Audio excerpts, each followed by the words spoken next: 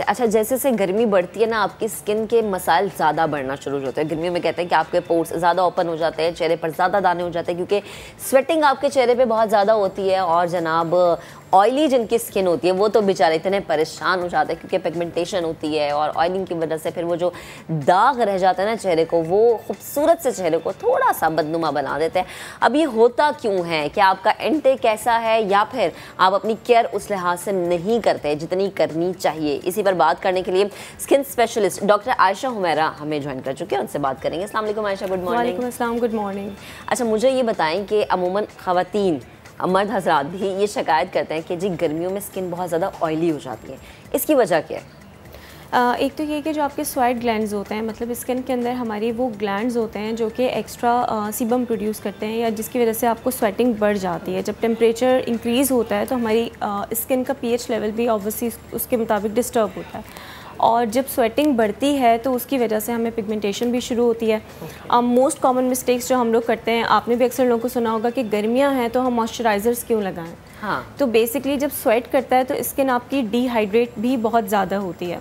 उसको कंपनसेट करने के लिए आपको एक वाटर बेस्ड या एलोवेरा बेस्ड मॉइस्चराइजर्स अपनी रूटीन के अंदर रखने चाहिए। अच्छा, साथ साथ गर्मियों में भी, बिकॉज मैंने आपको बताया ना, डिहाइड्रेशन की वजह से आपको वो ड्राइनेस होती है स्किन के ऊपर, और फिर आपको पैचेस बनते हैं।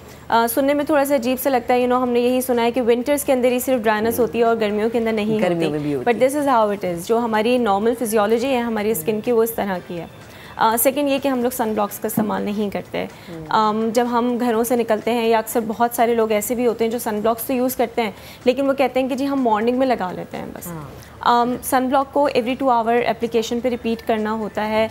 आप जेल फॉर्म्स के सन ब्लॉक्स अवेलेबल हैं बहुत अच्छे मार्केट में, जिससे आपको स्वेटिंग नहीं होती, और वो आपकी स्किन को हाइड्रेट भी रखते हैं। उनकी कॉम्पोजिशन इस तरह से की गई है। जब आप सन ब्लॉक्स लगाएं तो कोशिश करें कि जब आपका सन एक्सपोजर हो उससे आप 10 मिनट्स बिफोर सन ब्लॉक्स लगाएं। और अगर आप कंटिन्यूस बाहर हैं या आपका कुकिंग का भी एक्सपोजर है, जैसे घर में ख़वातीन भी होती हैं हमारी, तो आप 2 आवर्स के बाद, 3 आवर्स के बाद एक बार सन ब्लॉक को रिपीट कर लें। अच्छा, कुकिंग करते हुए ख़वातीन सन ब्लॉक लगा लें? बिल्कुल लगाएं, और लगाना चाहिए एग्जैक्टली, बिकॉज देखें वो जो हमारे फ्यूम्स बन रहे होते हैं कुकिंग के दौरान, और जो हीट होती है, कुकिंग की हीट ड्यूरिंग कुकिंग बहुत ज़्यादा होती है। मेरे पास अक्सर क्लिनिक पे जब पेशेंट्स आते हैं और हम उनसे कहते हैं कि आपने कोई भी ऐसे ट्रीटमेंट करवाते हैं जैसे लेजर्स हैं या माइक्रो नीडलिंग है, ये केमिकल पील्स हैं, तो उसके बाद आपको कुकिंग को अवॉइड करना होता है 2 to 3 डेज़ के लिए। तो अक्सर मुझे ख़वातीन कहती हैं कि अगर हम सिर्फ रोटी बना लें, लेकिन सबसे ज़्यादा सबसे ज़्यादा हीट आपको उसमें लग रही होती है, तो बेहतर ये होता है कि आप जो है वो सन ब्लॉक्स लगाएं, ज़रूर लगाएं। ख़ास तौर पे गर्मियों में बहुत अपनी स्किन का ख्याल करें, एंड एक फेस वॉश अच्छा आप अपनी स्किन के रूटीन में ज़रूर रखिए। अच्छा जी। अच्छा, ये मुझे बताएं कि अब जैसे बहुत सारे लोग इस सीज़न में वर्कआउट करने को बड़ा प्रेफर करते हैं कि जी more the sweating more the burning, लेकिन होता ये है कि वो फिर अब ख्याल नहीं रखते। It's not about your facial skin, it's about overall body. जब हम जूतों की बात करते हैं, जब हम बांध के रखते हैं, उनमें स्वेटिंग होती है, ख्याल नहीं रखते, रिंग वर्म्स हो जाते हैं, इवन ये उंगलियों के बीच में हो जाते हैं, तो उनका किस तरह ख्याल रखने, ज़रा ये गाइड करें। देखिए, फंगल इन्फेक्शंस की जब हम बात करते हैं तो फंगल इन्फेक्शंस में सबसे ज़्यादा समझने वाली बात यह है कि अगर आपको रिंग वर्म हो गया है तो दिस इज़ कंटेजियस, वो एक से दूसरे को लगता है। अब हमारे यहाँ कॉमन मिस्टेक्स, जैसे आपने जिम्स की बात की, टॉवल्स भी एक दूसरे का शेयर कर लेते हैं, यहाँ बहुत कॉमन है ये प्रैक्टिस। और चलें अगर जिम में नहीं तो घरों में तो लाजमी बहुत एक दूसरे का कॉमन हम टॉवल्स यूज़ करते हैं। जब फंगल इन्फेक्शंस के ट्रीटमेंट के ऊपर जाते हैं तो सबसे पहली चीज़ ये तो टोट का अवॉइड करें, किसी भी किस्म के वो फिटकरी के पानी और इस तरह की चीज़ों को बिल्कुल अवॉइड कर दीजिए। सबसे पहला काम आपने ये करना है कि आपने अपने डर्मेटोलॉजिस्ट को दिखाना है। फंगल इन्फेक्शंस के अंदर दूसरी कॉमन मिस्टेक्स जो हम लोग भर भर के स्टीरॉइड्स का इस्तेमाल कर रहे होते हैं। डर्मोवेट बहुत कॉमनली लगाई जाती है, बहुत ज़्यादा क्यूटिवेट, मतलब इस तरह की जो क्रीम्स जो कि आपके घरों के अंदर आसानी से मिल जाती हैं, बस हर ट्रीटमेंट में हम समझते हैं कि वो लगा लें, उससे आपका फंगल इन्फेक्शन एग्रीवेट होता है। सेकेंड ये कि फ़ंगल इन्फेक्शंस को प्रॉपर्ली ट्रीट करवाइए। उसका 3 वीक से लेकर आपका 12 वीक्स तक का कोर्स होता है, डिपेंडिंग अपॉन योर सिवियरिटी। अगर आप उस मेडिसिन को कंटिन्यूस नहीं इस्तेमाल करते और आप 2 दिन खाते हैं, 1 दिन छोड़ते हैं, फिर 3 दिन खाते हैं, फिर 2 दिन छोड़ते हैं, तो वो आपको फ़ायदा नहीं देता।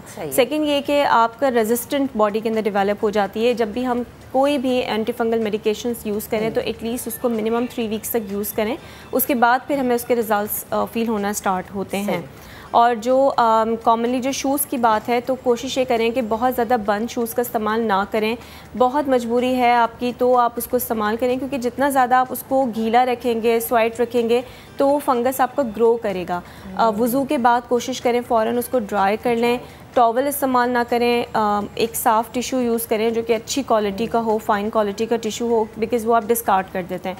टॉवल में क्या होता है कि आप रीयूज़ कर रहे होते हैं। इसी तरीके से बहुत सारे लोगों को आपने देखा होगा, इट्स वेरी कॉमन प्रैक्टिस कि सोप्स भी पूरे घर में शेयर हो रहे होते हैं। जो एक है वही वॉशरूम है या फिर आपके बाहर वाले वॉश बेसिन पे आना जाना, हाथ धोना वहीं से होता है। बिल्कुल, एग्जैक्टली। तो आपका वो जो सोप आपके इन्फेक्टेड एरिया पे जब लगता है तो वो भी कंटेजियस होता है, एक से दूसरे को लगता है। ज़्यादातर एंटीबैक्टीरियल सोप्स का लोग कहते हैं कि you know this is safe, but ऐसा होता नहीं है। एंटीबैक्टीरियल सोप्स भी आपको कहीं ना कहीं कंटेजियस होते हैं। इट्स बेटर कि आप लिक्विड फॉर्म में यूज़ करें। अच्छा आयशा, मुझे ये बताएं कि जैसे गर्मियों में कहते हैं कि आपके पानी का इंटेक ज़्यादा होना चाहिए, हम लोग उतना पानी फिर भी नहीं पीते, और ये भी वजह होती है कि हमारी स्किन और स्पेशली हमारे बाल ख़राब होना शुरू होते हैं। मैं चाहूँगी देखने, क्योंकि हम हर जो भी आता स्किन स्पेशलिस्ट हम ये रिक्वेस्ट करते हैं कि देखने वालों को बताएं कि पानी पीना और वो चीज़ें जैसे क्यूकम्बर है, जैसे वाटरमेलन है, इसमें पानी की मिकदार ज़्यादा है, इनको खाना स्पेशली गर्मियों के फल और गर्मियों में सलाद खाना कितना ज़रूरी है आपके लिए? देखिए, फूड तो वैसे भी आपका फूड इंटेक बहुत ज़रूरी है। अभी हम हाइपर पिगमेंटेशन की बात कर रहे थे। B12 की डेफिशिएंसी की वजह से सबसे ज़्यादा हाइपर पिगमेंटेशन होती है। B12 आपका रिच होता है ग्रीन लीफी वेजिटेबल्स के अंदर। अच्छा, पानी को कुछ लोग जो है वो कंफ्यूज कर देते हैं और 20-20, 25-25 ग्लास, 18 ग्लास पानी पीने लग जाते हैं। कोई भी चीज़ जो आपके इक्विलिब्रियम से डिस्टर्ब होगी, आपके बैलेंस से हटेगी, वो आपके लिए नुकसानदेह होगी, चाहे कम हो चाहे ज़्यादा हो। तो एक नॉर्मल बंदा आपकी और मेरी फ़िज़िक जैसा, उसको बेहतर ये है कि 8 से 10 ग्लास, 12 ग्लास आप रूटीन के अंदर पानी रखें। This includes your fruit intake, आपके जूसेस, फ्रेश जूसेस, शेक्स, आपकी टी, ये तमाम चीज़ें इसके अंदर शामिल होती हैं। कोशिश करें कि गर्मियों के अंदर कैफ़ीन का इस्तेमाल थोड़ा सा कम कर दें। बहुत सारे लोगों को आपने देखा होगा कि बहुत ज़्यादा चाय पीते हैं। अच्छा, कुछ लोग होते हैं जो डिटॉक्स पानी बना के रख लेते हैं, बहुत अच्छा, पूरा दिन आपने वो पीना है, पूरी रात आपने वो बना के रखा है और फिर मॉर्निंग से शुरू करें और रात तक पीना है, देन अगेन आप उसको चेंज करते हैं। तो ये जो डिटॉक्स पानी होता है, इसके लिए क्या क्या इंग्रेडिएंट्स ज़्यादा ज़रूरी होते हैं? देखिए, डिटॉक्स बेसिकली, डिटॉक्स का कंसेप्ट क्या है? It's basically detoxification means cleaning of your body. ठीक है, उसके अंदर आप जितने ज़्यादा एंटीऑक्सीडेंट्स इंक्लूड करेंगे उतनी ज़्यादा आपकी क्लीनिंग होगी। एंटीऑक्सीडेंट्स तमाम फ्रूट्स एंड वेजिटेबल्स के अंदर रिच होता है, लेकिन यूजुअली जो इजीली अवेलेबल्स होते हैं हमारे पास, यूजुअली लोग जो है खीरा डालते हैं, लेमन डालते हैं, मिंट डालते हैं उसके अंदर, उससे वो डिटॉक्स वाटर बना दिया जाता है। अदरक भी कुछ लोग डाल देते हैं, लेकिन अदरक का थोड़ा सा आपका इस्तेमाल ऐसा है कि अगर आपको एक्नी प्रोन स्किन है या आपको इस तरह के कोई प्रॉब्लम्स हैं तो कोशिश करें कि उसको अवॉइड करें, उससे फिर एग्रीवेट होती है।